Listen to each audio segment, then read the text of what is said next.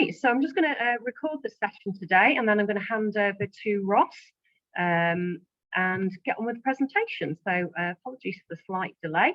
Ross, can I hand over to you? Yeah. You want to sit down to start with? Yeah, please. And just check that they can hear you okay.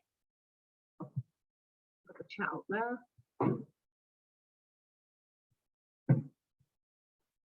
Okay, we've got the full Monty. Yeah, can everyone just confirm they can just hear again? If you can hear, I'm sorry. Yeah, sounds all coming through. Great. Okay, brilliant. Right, we'll get going. Okay. Fine.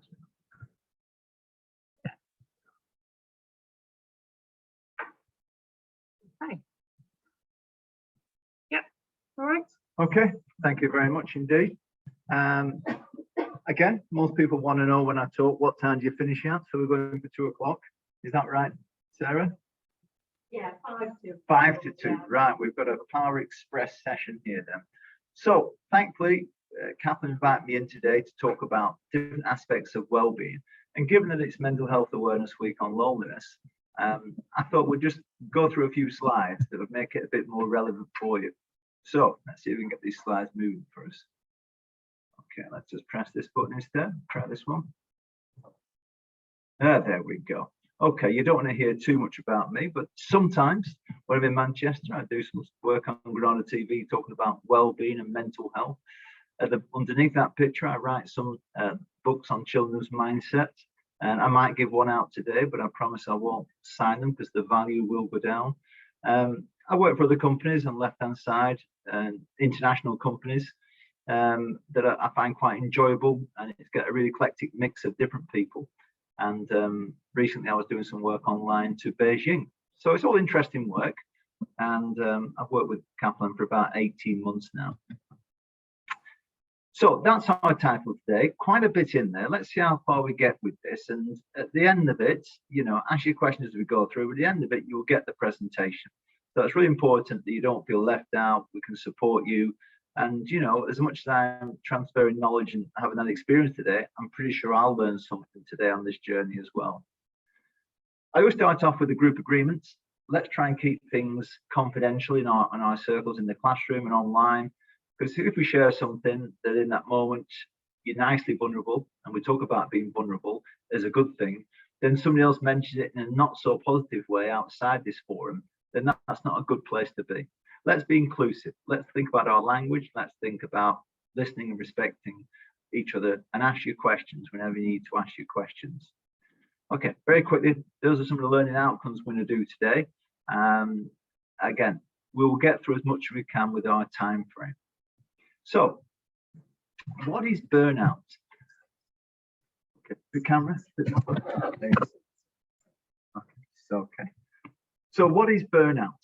Burnout, people use it quite often. And burnout, if you're talking about it, a classification for business, we talk about a classification of diseases, ICD-11. We talk about 3 things to go down. So if you're burnt out in the workplace, a feeling of energy depletion or exhaustion, okay, constantly, not just an odd day here and there. Increased mental distance from one's job, or feelings of negativism, let's say that again, negativity is better, and cynicism related to one's job. And finally, reduced professional efficacy. That's productive and efficient. But you might find with this that you have a distance from colleagues. And that's always an interesting bit, that I don't like going to work because of the work, but also the colleagues. So that's like an overlay on burnout. So how do we avoid burnout tips? Has anybody got something in the chat box or anybody in the room here? I put some things on there. Has anybody experienced burnout, or anybody have some experience third hand from somebody else how they got through burnout? It's an interesting question, isn't it? And I'm guessing part of the resistance to answer is that it's not a good thing to admit you've had burnout. And that's part of the stigma, the barrier of it as well. I think there's number 2 point there, accept that life is not going to be happy, clappy 24/7. So you're lowering those expectations and then thinking, you know what, If I get through the day, that's good. If I learn something, that's even better. If it helps somebody else on their day, that's even better still. And I think it's changing your view of the world, and just be careful of your expectations that they drive you to burnout. And a lot of people, no matter what age you are, are not really aware that they're going towards burnout. And so they actually put the foot on the accelerator more and crash into it. So awareness is a very big thing about developing an awareness of avoiding burnout. I think point 4 is an interesting one.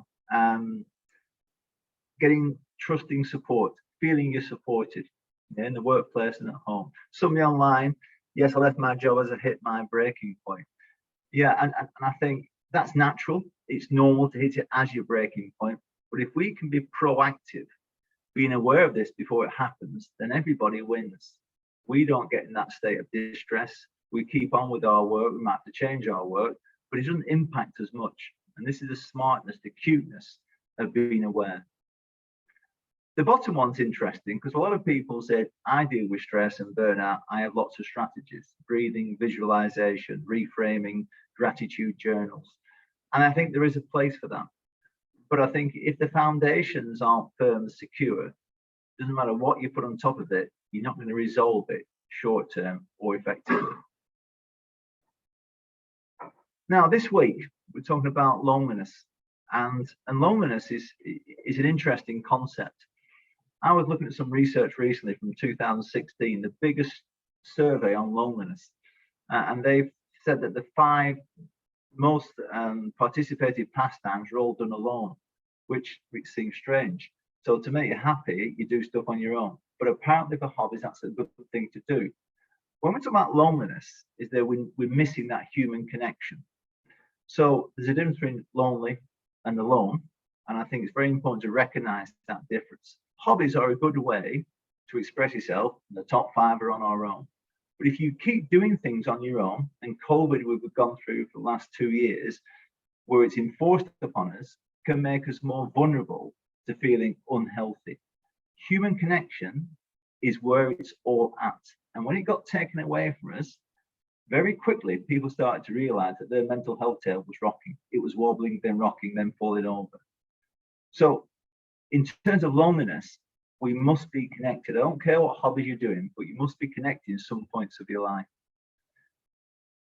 There's a bit of a sad statistic at the bottom there, where it talks about suicide peaks in springtime and autumn, not Christmas.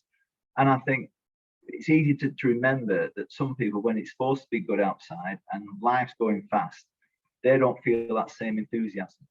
So it's an interesting point that we always think Christmas is the worst time, but actually statistically, for many people, it is bad, but statistically it's not as what other periods of the year can be.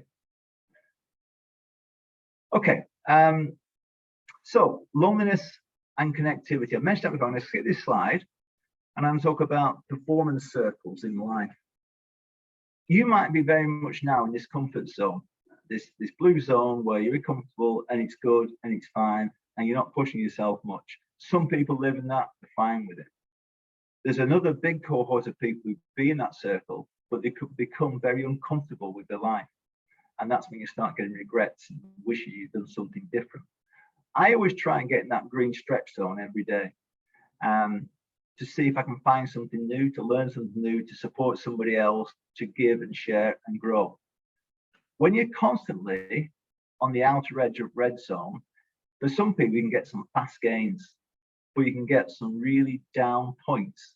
It's almost like the SAS style of jump off that cliff. If you do, you've got to do this and got to do that. Really extreme in your face. And if you're in that red zone all the time, there's going to be a bad payback. So I don't think, especially if we're not on the SAS, to keep in that green zone more often than we can. A little stretch is good for us. And the context for this, if it goes next one, is the guy who created that word stress. That guy was called Hans Selye, and he mentioned stress in 1936. He said stress is a good thing. We need to change our relationship with stress. It helps us get out of bed, go to work, meet people, go for jobs, play musical instruments, drama, arts, music, whatever it is, it's good for us. And the chemicals adrenaline and cortisol, adrenaline, the fight or flight, and the cortisol, the stress hormone, we need those to get us an edge a bit, to challenge us. and going to the sports and crossing the white line in football, for instance, you can't go nice and chilled. Oh, it's a nice day. Let's see if we have a little kick around. It's not about that. We need some stress to drive us. It's when that distribution of those chemicals in our body hangs around three factors: frequency, intensity, and duration. When we're doing something too often, too intensely, for too long, that's when we can find our breaking point, that burnout point. So chemicals are good for us, cortisol and adrenaline. Too much too often, for too long, and not. Stress, we need to reevaluate it. And the woman on the right is a researcher from Stanford University, said, tell stress is your friend. Tell stress that's good for us. So anytime you get that feeling where you don't want to be somewhere a little bit, try and play with that thought, play with that word. Actually, I can get something out of this. Yeah. When I had my first gig 30 years ago, speaking in front of 15,000 people, I wouldn't say I was nervous. My overriding thought was I didn't want to finish this in 5 minutes' time, thinking I wish I'd done better. So I did it, and afterwards I think that was good. I can always get better, but that was a pretty good shot. I don't want people in life to miss opportunities because they're nervous or overthinking about the stress. And I think that's what Alia Crum was saying. Treat stress as a friend. We talk about parameters of burnout. Anybody know what rust out is? 71 people online. Does anybody know what rust out? Anybody in the classroom know what rust out is? You know the word, you know the concept. It's a race between the classroom and online. We're going to call it a draw. Basically, rust out is where we don't get enough challenge. So that uncomfortable circle, that comfortable middle bit where it becomes uncomfortable, that's what we call our rust out zone. Commonly associated, but not exclusively, with people often retire and they don't want to do stuff after that. Live in a smaller world, the world gets smaller, less friendships, less challenging themselves. Some people might like that. Other people feel it's stopping and stifling them. So let's not go red and burn out. Let's not go the other side and rust out either. Okay, that's just a more graphic example of it, where stress harms us, where stress helps us. And I think that's one of the challenges of a younger generation today, certainly an old generation, but a younger generation where they say, I'm stressed out, I'm anxious, I'm depressed. And you might be, and I'm not saying you're not. But my viewpoint is try and play with that stress with a bit of support around you. Yeah, get the support from people, try and play with it. And sometimes we break through it. That could be an opportunity rather than a threat. And I think that's really important to understand that relationship between the two. In the short term, if we get anxious, we sometimes what's called have an amygdala hijack, where your middle part of your brain, that limbic system, gets flooded within milliseconds of adrenaline and cortisol. So much so that certain people can't remember the name. Like Marie, you've come in today and you've said hello to me, but you've not been doing your job properly, have you? And the hesitation now tells me that you're scared. I was just joking, but those chemicals started rising. Yeah. And what's he talking about? Oh, nice. And you're having those thoughts in your head, and your face has gone a bit red, and you're thinking, I used to like him, I don't like him anymore. It's just a game. I hope you still like me. But that feeling of that generation of those chemicals, if we're doing that constantly during a day, during a week, during a month, eventually, we're not going to perform well. But also, there are people out there and doctors like Dr. Gabamarte talking about it will rot your organs. So that response all the time will wear us out. It will give us a shortened lifespan. We want the quality health span and longer lifespan. We're greedy. We want both, don't we? Yeah. So we know the stress, long-term impacts of it is not good. The short term, we can't perform. That's a little adrenaline picture for you. Yeah. Fight or flight it. Cortisol. People think that's a bad one. I think cortisol, we need it for different reasons. Yeah. But it always gets a bad reputation. And one of the things I would say about not just loneliness, but today about mental health and well-being, try and stay in that future lane. Learn from the past, but leave it alone. And a lot of people that I've come across in my professional life, I used to work with a lot of challenged young children, a lot of adults who are struggling with different things, and they're getting support, but there's this dwelling in the past, and it can't get out of that default. And I think being optimistic, looking for that future, playing around with that blue to green zone is very powerful with the right support. The good guys, dopamine, the reward hormone, serotonin that calms us down. Often when we're struggling with anxiety, serotonin gets depleted in our bodies. The endorphin commonly coming from exercise, and oxytocin, again, If you have that, it means you're in love. Oxytocin goes down below. I haven't had that for a long time, but it's okay. I've got plenty of endorphins. So, in the room, if people online can just bear with us now, in the room, I want to see if you want to read one of my books to get some dopamine going. So if you want to win one of my books, all you have to do is stand up now. Remember, blue and green, not going to red. Yeah? There you go. Fantastic. Play a little game. Keep bearing with me. I'll do it sat down, so I'll come back to that in a second. I've got the book here. Transfer down. Here we go. Simple game, no practices, straight in. We're going to toss a coin. You think it's going to be heads? You do this. You think it's going to be tails? Put your hand down there. Simple as that, yeah? Okay, I used to be a teacher, so you should understand me. Here we go. Make your choices, please. Heads or tails? Okay, if we all go the same, we'll all be here a long time. Okay, that's good. So it's a head. The ones who are heads stay in the room. The one tails, sit down, please. Okay, that means we've got 4 people through. Looks like a semi-final. Britain's Got Talent. Make your choice again, please. Make your choices. So you've got 2 heads, 2 tails. It's a tail. So you two are in the final. Please go opposite. Please go opposite. Here we go. Super. And the actual is a tail. So that's you, Tom. Tom, you've won that one. Pick it up later on. There you go. Oh, he's keen to get the book now. Fantastic. I love that. That's the case. Again, that dopamine reward hormone. Brain to learn, to listen. He said, thank you. That's great. Super. Right. So I mentioned before about some strategies. Okay. And you can copy me if you don't want to. That's great. We've got them on YouTube. Sarah Powell's going to give you this presentation with some links to these. But often people, when they get that amygdala hijack, that nervousness in a moment, they feel that they can't perform. But if we give them some tools to get them easing through that point, then I think if these work for you, they work for you. Okay. A simple one I'm going to do now, I do this with lots of young people, is a box breathing. Because when we breathe and slow it down and visualize something or nothing, that's an interesting concept. People visualize the future. We can actually just do nothing. That's where the essence of mindfulness comes through, thinking about nothing. So you can do a box breathing. So breathe in. You can copy if you want. Hold. Breathe out. And then punch it out. I do the punch out. So you remember to do it next time easily. So here we go. Together now. You point to me as well. Breathe in. Hold. Breathe out. Punch it out. Once on your own. Away you go.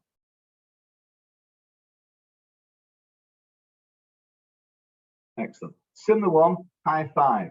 Okay, breathe in, breathe out. Breathe in and breathe out. I notice with some professionals, what they do is a race to get to the end. And they sport the idea of it. So I say to people, we'll not do it now, but if you do this on your own, do it for 30 seconds. Make it last 30 seconds. And if your mind is thinking about different things, or worrying about anxiety, worrying about that red zone, worrying about your job, push that thought away. I'll come to thoughts in a second, but just concentrate on the hand. Concentrate on the breathing, concentrate on nothing. Yeah. I mentioned before that I used to work with a lot of challenged people, and anger was a problem. And anger, if it's being produced all the time, the cortisol and adrenaline, it's a response that will give us a short-term lifespan and health span. So I used to often get a snow globe and shake it up. And as the snow naturally came down through gravity, I told them to breathe as if they were breathing and blowing the snow globe down. And I think when the snowflakes hit the bottom after about 15, 20 seconds, they're in a much calmer place. So you could be overstressing because you've got too much adrenaline and cortisol hitting that middle section of your brain that makes you not want to speak and feels upset. Just taking that moment to do that. Another one is called butterfly breathing. And it's butterfly. Some people is on the radio talking about naming and taming something. And in life, what we're scared of is what we don't know. That's fear. And if you've got something wrong with you, you go to the hospital, you get a diagnosis. That's the first step of recovery. What am I fighting? That's what I'm fighting. This is what we're going to do. So I think when you're feeling a bit upset, it's actually to say this butterfly exercise where you breathe in and then breathe out and touch your stomach. In your stomach, 90% of your serotonin receptors reside in your stomach. That makes us calm. So if you breathe in, then touch your stomach. You're saying to your body subconsciously, I know you're getting excited, probably a bit too excited at the moment, I need to calm down a bit. And that breathing just equalizes some of those gases, that cortisol and adrenaline, just says it's okay. We don't have to fight or flight. We're just going to chill for a bit and let my cognitive brain start working. So something that's very simple, but it's kinesthetic, it's touching, it's feeling. Yeah. A simple last one there is like a guided imagery. If you're looking down a stream and the stream has got upstream, looking upstream and it's coming towards you, it's like all your troubles are coming towards you. You stand on a bridge and you turn around and watch the stream go away from you. Just put your troubles on that stream and watch them go away. That visualization of something physical in your mind is a very powerful way to distance yourself from that thought. The problem with thoughts is you can't see them or touch them. And this is why often people talk about something visual like this and it's tangible, or writing stuff down in the gratitude diary, or doing something in terms of a stress containment, which we talk about with MHFA, where you conceptualize and visualize what it is that's booking you. This is why conversation's good, because you might have these thoughts and stuff, and someone's listening really well, then all of a sudden you feel what really is booking you, and that personal lies get it off your chest, lets you then fill that space. So this being supported and listening is very powerful in mental health week. Okay, do really well online, guys. I hope you're still there. I talked about negative thoughts before, and we all get negative thoughts. Don't say that you get less than somebody else or more than somebody else. There might be that case, but everybody gets them. So I've got two ways to think about negativity. You can see it as a thought knocking on your door, yeah, and you open the door and you actually can verbalize this or just think about it. Hey, that's that negative thought. I feel a bit funny again. I don't do this speech to these people, but I'm going to do it. Goodbye. So it's just a quick recognition. There's a negative thought. I see you. Push it down. This is called acceptance commitment therapy. A guy called Russ Harris brought it to this country. And it's very powerful because it's not saying, don't go away, go away, go away. It's going, I can see you. If this thought keeps coming back, the secret then is to entertain it a bit longer. So it knocks on your door and you say, go into my house, go into the front room, go into the kitchen, go into the bathroom, go into the bedroom, keep breathing. And then when you think it's okay, please leave the house. And I'm just staying with that negativity, showing I'm not scared, giving the body a chance for those chemicals to come down so I can think my rational brain. So you're being comfortable with something that initially scares you, but after a bit, it becomes very benign. And I think that's a very sensible way, if you practice it, and most things are better when we practice them, that you can get into a good way of dealing with this negativity when it comes in. I have an inbuilt one there. If I get too excited, too hyper, into that green to red, my body starts talking to me. So I can't let myself get frustrated in Manchester not finding a place to go. Very aspergerous. Look at the sign, it's there, it's not, it's over there. And I don't let that body go to that stage now. It's just not worth it for me. I'm not having that payback. So that's how I deal with that negativity. I talk it through. Okay, do really well. This is an interesting one. It's all the chocolate mindfulness. So again, we're still on strategies, things that might work for you. And most people like this because it's chocolate. And this is created by two people at Oxford University. And these researchers got Bible on mindfulness now. It's in the references that Sarah will send you. And it talks about, if you had do you have some food in front of you in the room here, or somebody online, do you have some food in front of you? And I'll talk you through this. So get some food in front of you now. Doesn't matter what it is. Chocolate's great. If you haven't got chocolate, that's fine. Online, I'm sure if you're in the kitchen now, something like that, you can get some chocolate online. Okay. So if you just look at this, first of all, look at the food. Okay, just look at it. Yeah. Pick it up, rotate it in your fingers, feel that texture. Yeah. Is it crunchy? Is it crumbly? Is it soft? Is it sticky? Yeah. Smell it. What's it smell like? Chocolate itself has 300 flavors. Yeah. You're looking at it, interrogating it. Okay. Put the food in your mouth, but don't chew it.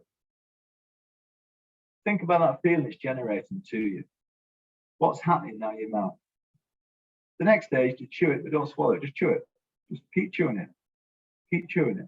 What's happening? What's happening to your mind? Keep on those thoughts. Any negative thoughts come in, we're not interested, we're coming on this bit of food.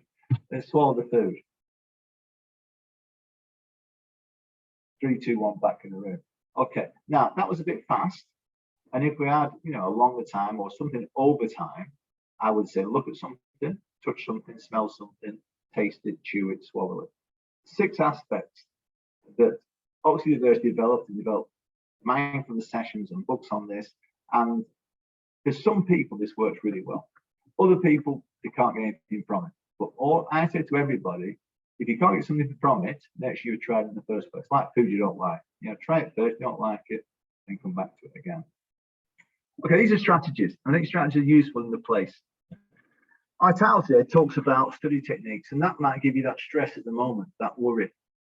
And, the Pomodoro technique is something that I've come across recently, but I've actually been experimenting this with a guy who created what's called a power hour. This is based on. And he was a world memory champion. And he spoke to me and said, there's lots of things you can do to be successful at exams. But one of the biggest things is to manage your time well. And by that, he said, I don't want you to study for hours and then. So it might be helpful, but it might come a point where it becomes a strain. It's something you fear. And if you fear something, you probably won't do it as much. So he said, do it to an hour, a power hour. So revise something for 20 minutes. Test yourself, retrieve it for 5 minutes, then take a break for 5 minutes. Okay, after that, we'll look at another 20 minutes worth of knowledge. 5 minutes testing yourself on what you just learned, then 5 minutes what you just learned in the first half hour and the second half hour. That's the power hour. And what you're doing as a principal is you're looking at something, studying it, retrieving it, okay? And when we retrieve it, that's when we memorize it. So the process of retrieving whatever possibilities we have in terms of memory techniques, of association, of acronyms and mnemonics, that's the time to put them in. And we'll come on to that. But he said, if you don't retrieve it and you're not motivated to retrieve it, then you'll never, ever learn, no matter how clever you are. So there's two principles here. You'll be motivated to learn, but motivated to test yourself by retrieving it. The power hour is a good example of that. The bottom point is about organization. And again, I'm not going to patronize saying you must be organized, but there has been a lot of research at high schools and colleges where women do better than boys consistently. The gap at some points is like 10% gap between them. It does narrow as they get older into university level, but the gap's still there. And one of the reasons the gap is still there, many reasons, that women are probably a bit more mature in some ways, as a general statement. I think women see the purpose of exams more than perhaps younger men would do. But I certainly know from my anecdotal and my research that women tend to be more organized and they can get a file straight away and they know what's in the file. Where guys might be organized to a point, but not often can they have it all lined up. So that's what the file is. Everything's there, I can get it. Some guys will, obviously, but majority of people might have what they think's organized, and it stops them actually accessing something because they haven't got everything lined up properly. So I'm not going into details, but folders, files, headings, color codes, everything in the right place. So when you come to your power hour, there's no barriers. You're in it straight away, you're doing it, and you're in that flow because you've got that motivation to go. The last thing you want is that bit's missing. And that's what sometimes happens with boys there. Okay. So I mentioned before about memory techniques and acronyms, mnemonics, mind maps. Similar use of CEOS was this word association. And there was a fire in ancient Roman times. And the next day, the policeman came and said, how many people have died? And the guy who had the fire said, I don't know. He said, think about it. He said, okay, there's some people in the front room, there's 3 people there, some people in the kitchen, some people in the hallway. And he added all the people up. And he could remember the faces as he was speaking. So he had an association with rooms of the people there. So this association is a very powerful way of how to remember something. And the World Memory Championships, give an example of one of them. One of the challenges, they go into a room of 100 people and nobody, they've all got name badges on. Yeah, so you got 15 minutes to go around the room and remember everybody's name. Right? So then they go back in the room, take the badges off, and they say all the names by association. Somebody looks like a butcher, got a butcher's apron on, and they go through it. And the winner wouldn't last you 13 minutes, just under 13 minutes. That's phenomenal. The ability to remember names based on association, what they look like and what they've said to you. And also look at the time there. I took that cue very much. So let's move on a little bit. Exam practice, and I moved that one on because we've got this on the takeaway for you guys, and I couldn't do it justice now. But I want to do something at the end, talking about these pillars of our lives. Okay, so mental health, proactively and reactively. You know about diet, you know about sleep and exercise, outdoors. What you probably don't know about, again, the context of this mental health week is purpose and self-esteem. Having a purpose and believing yourself that you're worth something. When we get that cross-reference to our friends, our work, our family, passing exams, passing driving lessons, things of that nature gives us that credibility, that self-esteem. The last two are critical. When we are connected with the world, as we were not in COVID, that's when people start to wobble massively. And so being connected with somebody who's on your side, who can give you support. And the best example I will give you is a great parent who will support you unconditionally. So you tell them all your fears and they're still with you. That's when you feel connected. When you don't have that in your life, and sometimes bereavement takes that away from us, that's when people wobble. And especially after bereavement, people who've never had any mental illness can wobble like mad when somebody, a primary caregiver, like a parent, like a sibling, like a partner goes. It can rock the world because they lose that lack of being connected and understood. Number 6, being vulnerable. Being vulnerable, it sounds really counterintuitive, this, but being vulnerable is very powerful. To actually say to somebody, I don't feel so good today. I've not felt good for a while. And then somebody might help you and say, what can I do? I can do this, or I can just listen to you. But being able to articulate how you feel is a skill that not many people in modern society across the world are very good at. If we can teach our children to articulate their thoughts and how they feel, and sometimes we do this, sometimes we don't do it enough, and we tend to get sort of hijacked by exams and schooling and conforming to different groups and belonging identity. But I think the ability to talk about being vulnerable is a very powerful way to actually head stuff off before it gets too serious with us. And the opposite of being vulnerable is sweeping something under a carpet. And I think too often we sweep things under a carpet. I'm going to finish off with something, Sarah. Can you put this video on for us? Okay. Yes, change it. With the time's coming, so I want to finish on a very positive note. So Sarah's making me look good in a second. We know that Brené Brown is a human researcher, like a machine. She has like 2 million followers on Twitter. And she says, you know, being connected is very powerful. She went to a match, the Socceroos in Australia versus Liverpool. 93,000 people in the stadium, and they stood up to sing, "You'll Never Walk Alone." No, it's not my cup of tea, but you'll say, right? And she said, I felt like I was part of a one big family. The hairs in the back of my neck went up. And she said, this is connectivity. And she said, if you transfer this art of singing, for instance, it's researching singing and said, well, if you don't be a singer, it reduces pain. It actually helps you feel connected and makes you enjoy your life more. So that's Brené Brown. That's being connected. Connected is very powerful in loneliness. Loneliness is this week. Neil Diamond, why don't we all sing it together? We're singing something. So Sarah, cue the music. How did you come?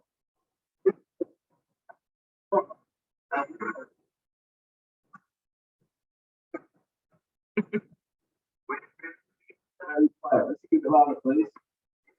I can hear them all singing on screen.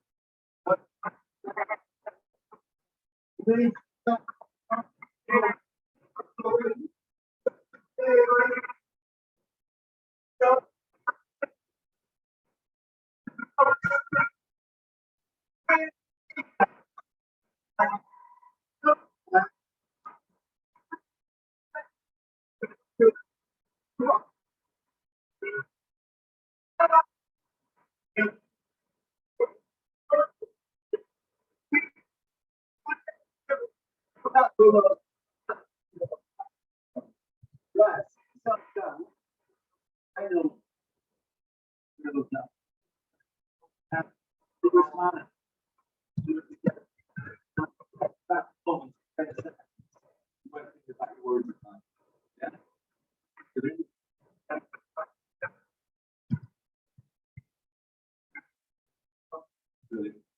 so again, our time's coming to an end. We're talking about loneliness, being connected, being vulnerable. That next side is powerful. Stress Don't always see it as an enemy. See it as an enabler to get better things in life. And try and play with it. Get the support as much as you need. Be able to ask for support. That's a very powerful thing, especially for men. That translates into improvement. I don't think they're able to hear you, Ross, so I'm just going to put Ross back on. Okay, so we're just summing up. I'm just going to put the feedback on so you do what. Okay, so to summarize again, we have the pillars of well-being, diet, sleep, and exercise. Most people know something about that. What people don't understand is sometimes is our ability to be vulnerable, our ability to be connected, our ability to have self-esteem, that's self-worth. We talked about some strategies that help us, and for you, that could be part of your toolkit. I would say, from my personal experience, if you want to use them, great, but don't rely on them 100%. Try and work out what motivates you. Try and work out when you're aware when you don't feel so good, and have those people you go to for support. Being alone is okay, but being alone too much for too often, that frequency, intensity, duration of stress before, is something that can sneak up on us very stealthily. So try and balance your activities out at work or at home with things that you're engaging with the people where you're connecting. It's very powerful. And that online could solve some of that, but I would really recommend that you do the face-to-face interface as often as you can. That's the one thing that COVID taught us. You can't replace that human connection. Any final questions from anybody in the room or online? I will not stop asking you till I get one question. I will sign your book soon, Tom, don't worry about it. Right. Any questions? One question. I'll keep asking that question. I get a question. Working book. It's on the website, 3ws.cupofjourney.com. There you go. It'll be on the presentation as well. Feedback there. Feedback form. Any questions? For you, Ross? What's your book called? Which? Well, I've done that many. Let's have a think. The last one is The Amazing Journey of Alex, which is a book for 8 to 12-year-olds about emotional learning. That was based on an SEN child. The second one's about a girl footballer. The Amazing Journey of Katie Cutsworth. Almost forgot it. And the first one is Kaplan, emotional intelligence and confidence and mindset and resilience for young boys. Cupofjourney.com. Thanks for the question. Any more there? I'll watch the recording and come to hear it. Recording's on its way, all the links as well. Yeah, Abby, there's some more sessions coming up. All of them will be on Kaplan Eventbrite. I'll send out details when I send the recording to you. There's some coming up all the way up until July. We may get some more face-to-face, which I love. It's good for connection. Excellent. Abby really enjoyed it. Thank you. Thanks to the post. Thanks very much. Thanks, guys. Thank you. And I think you've got to go. So thanks very much. Thank you for your presence. And I'll send out stuff to you later. Very complimentary online. Thank you very much. What do you mean for challenger? There's some questions there, Sarah. If you can forward them on to me, and I'll email the responses later on. One just at the top of the screen. What methods would you recommend for challenging our belief that perceives our beliefs, that perceives our thoughts? What does that mean? What methods would you recommend for challenging our beliefs? Negative beliefs. Yeah. So negative, yeah. Well, the first thing is putting into that zone of making it neutral. Those breathing exercises, visualization for a kickoff. Get yourself in that calming environment. Then the one answer to that is look for evidence. Look and write down evidence that makes you believe this is negative. Ask people you know, where's that evidence for this? So it's challenging them looking for evidence. And often with worries and negative beliefs, it doesn't always last for massive periods of time. It goes in phases. So ask yourself the question, how will I feel about this in 3 months' time? And then come back to it in 3 months' time, and I guarantee it will change. It might have gone worse, it might have gone better, but it will certainly change. So look for evidence, share it with other people, and practice some aspects of the things we talked about there, the mindfulness, that visualization. Need some more support? There's a link on the presentation, or send me an email, ross@rossmacwilliam.com, and I'll spend some more time with you. Tom's put his coat and he's ready to leave the building. I've just got to go and conduct some of our new students. That's all right. Thanks, Tom. See you later, Tom. you. Any final questions before we wrap it up for today? Probably people are going back to work. So thanks everyone for attending. Thank you so much to Ross for coming along to speak to you today, and we'll send out the recording later on this afternoon. Thank you and goodbye.